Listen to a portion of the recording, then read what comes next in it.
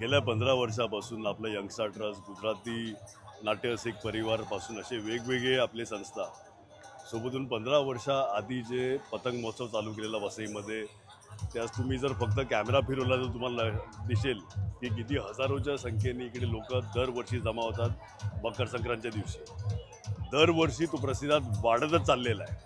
मग तुम्ही फक्त कॅमेरा फिरवला तुम्हाला लक्षात येईल किती मजेने लहान मुलांपासून सिनियर सिटीजन पण, म्हणजे जे एक लोक घराच्या बाहेर निघायचे बंद झालेले हे मोबाईल आणि ह्याच्यामध्ये वगैरे, ते 15 वर्षापासून ही प्रथा चालू झाली आणि सगळे चांगल्या घरातली लोक पण ग्राउंडवर आज पतंग उडवायला इकडे दरवर्षी जमा होतात.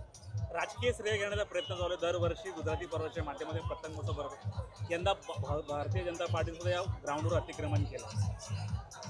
गोड बंद केलंय, तिळगुळ खाला नाही आहे, पण आजच्या दिवशी तरी मी गोड गोड बोलणार आहे. हीच सूचना सगळ्यांना राहील.